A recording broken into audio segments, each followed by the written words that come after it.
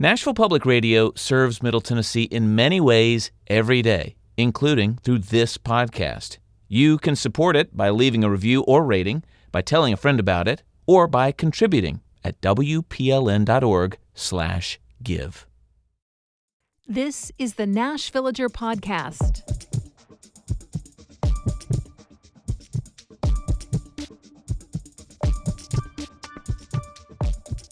It's December 5th, 2025. On this day in 1360, France minted a new kind of coin, the first to be named the franc.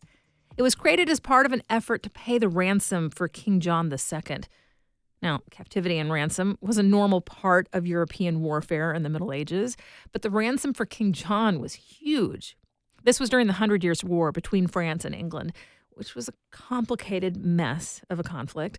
And it only became more complicated when John made alliances that the English didn't like, which led to a giant battle that John lost, which led to his captivity and a ginormous ransom. And one problem with paying the ransom was that France didn't really have a stable currency at the time. The coin issue was meant to solve that. They were made of gold, stamped with an image of John on horseback, and named franc because it meant free. I'm Nina Cardona, and this is your daily digest of what's happening around Middle Tennessee with historical context from Nashville Public Radio, WPLN News.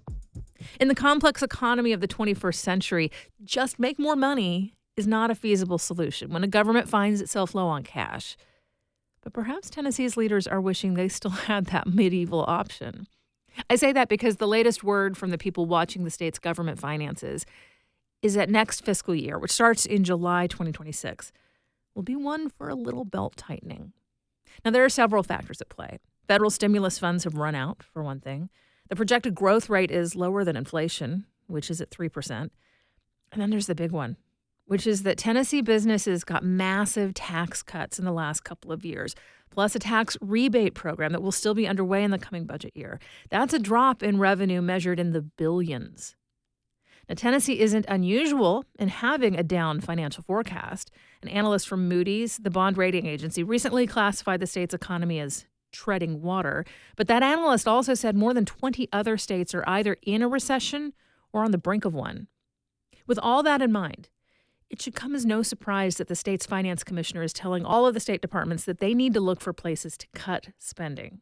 He said as much to every commissioner last month as the various state departments and agencies made their annual budget request presentation to the administration. But that call for restrained spending is in direct conflict with many of the requests that were made. Just about everyone asked to be allocated more money. The Department of Safety and Homeland Security wants an $84 million increase to hire more state troopers. That's in part to cover the work that would normally be done across the state by troopers who've been reassigned to the law enforcement surge in Memphis. The Department of Correction wants about $85 million more. $13 million of that would go to increasing what the state pays private prison operator CoreCivic, which also got a pay increase last year, despite regularly incurring fines from the state for not living up to the terms of its contract, or the riot that happened there this year, or the federal investigation into civil rights violations at one of the company's prisons. The Department of Children's Services wants $182 million more. As you may recall, there have been a lot of issues in recent years with getting kids into appropriate foster care placements in a timely manner. The department says it needs more money to recruit and pay foster parents, along with offering better resources like mental health support to kids in state custody. Meanwhile, the governor and some Republican legislators have said they plan to push for an expansion of the universal school voucher program. This is the first school year that the vouchers have been available, and it's costing about $144 million at its current scale. Thing is, there were far more applicants for the program than there were vouchers to hand out, and depending on who's talking, various GOP leaders have talked about possibly even doubling the number of available vouchers, which would, of course, be a substantial spending increase. Of course, right now, we're just in the idea phase of the budget process. The governor's heard those budget requests. He's getting a report from the finance team on the revenue expectations. And now it's up to his office and the finance department to put together a draft spending plan. We'll have to wait until January and the State of the State address to see whether they move forward with a cost-cutting strategy or which department successfully made the pitch that they should get more. In just a few minutes, how those school vouchers are helping students at one new private school in Nashville. That's coming up after the newscast.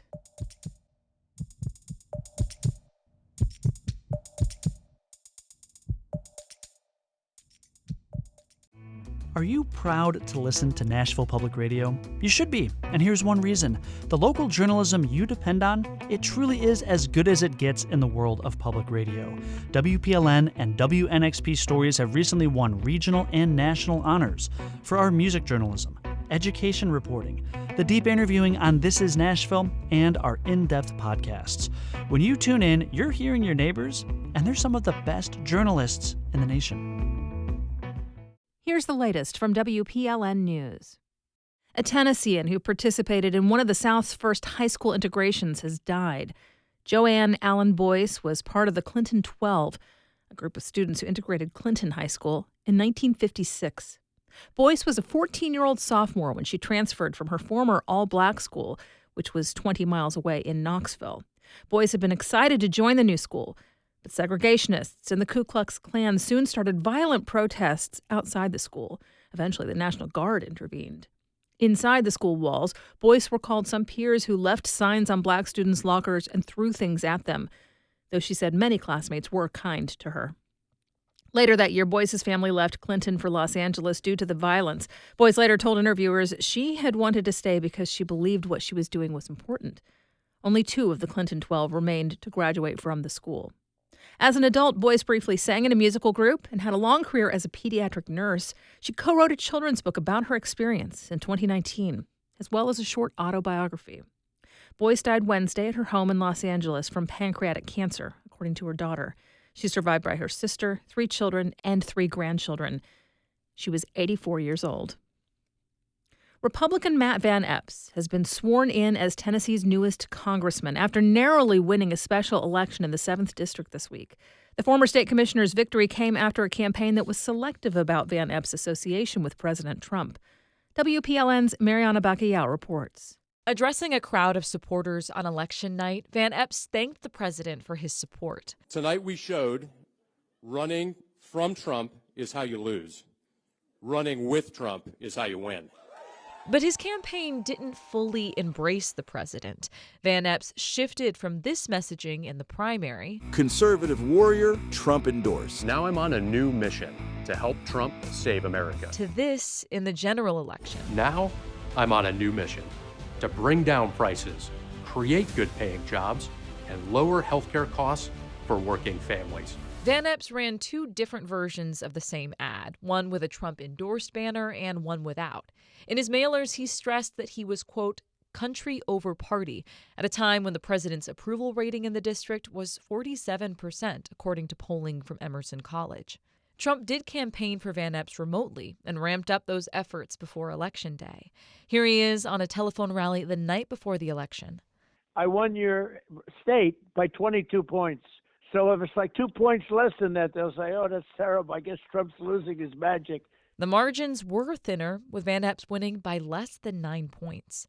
Mariana Bacallao, WPLN News. Nashville's Afghan community is facing an uncertain future following a new immigration crackdown from the Trump administration. This comes after the recent shooting of 2 National Guard soldiers in Washington, D.C. by an Afghan national who had formerly worked with the CIA. WPLN's Rose Gilbert has the story. After the deadly shooting in D.C., the Trump administration announced that all immigration requests for Afghan nationals would be halted indefinitely. And those who already have their green cards and are therefore legal U.S. residents would have to be reevaluated. We must now re-examine every single alien who has entered our country from Afghanistan under Biden. More than 190,000 Afghan refugees have resettled in the United States since American forces left Kabul in 2021, including about 4,000 right here in Middle Tennessee, according to the head of the Nashville Afghan Association, Hangama Wahidi. First of all, we're just sad about what happened. Our hearts go to both families. Wahidi says that many of the refugees who resettled in Nashville are waiting to reunite with loved ones still in Afghanistan. The fall of Kabul was so sudden and chaotic. Many were separated from their spouses, parents, and children in the rush to get out. They're very worried about what could happen to their families, to their children, that they are already filed for them to come here to United States. Like, what's going to happen now? Many of those who came to Middle Tennessee had worked for the American government in Afghanistan.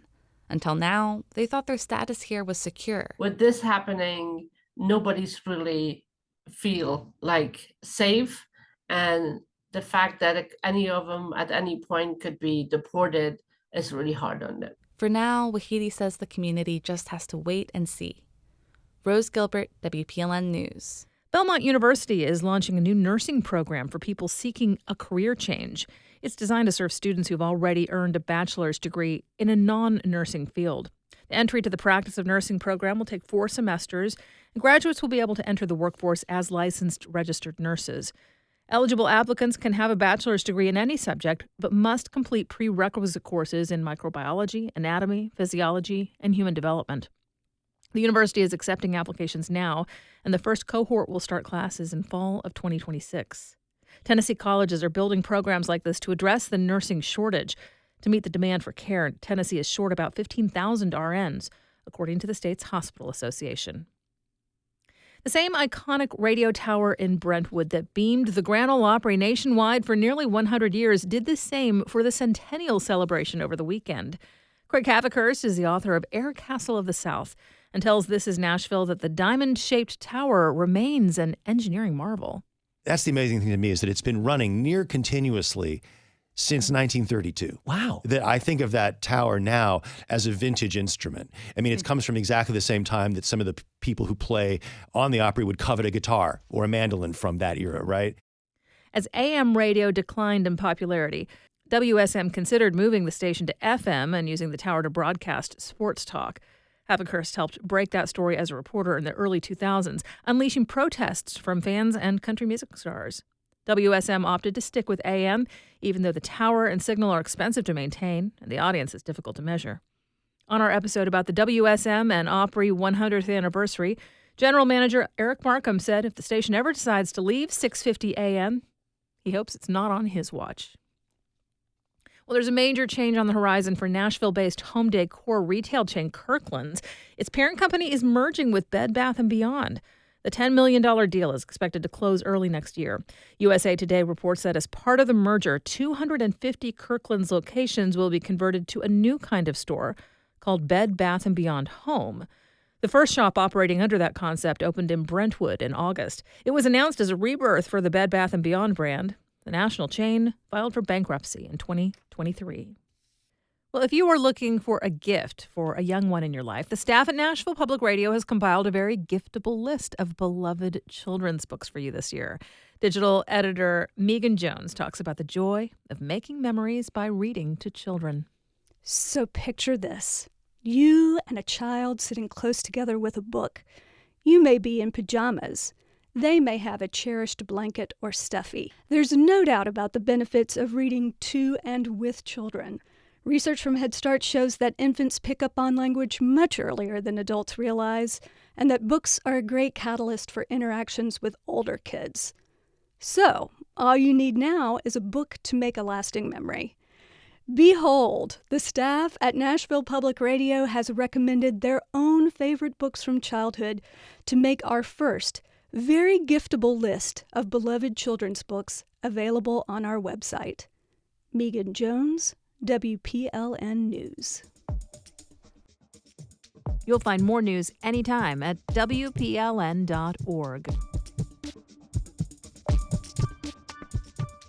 This year, Tennessee became one of about a dozen states with a universal voucher program.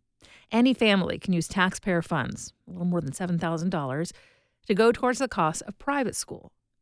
The use of vouchers is controversial. Some praise them in the name of school choice, while others say they undermine public education. WPLN education reporter Camelia Burris visited an all-girls private school in Nashville that can only exist because of vouchers, and reports on how it is tailored to Black students.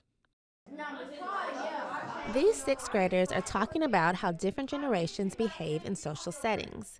These kids are all Gen Alphas, and they're less likely than their millennial parents to code switch. Would you have the same conversations around your friends at recess if all the teachers weren't here? No.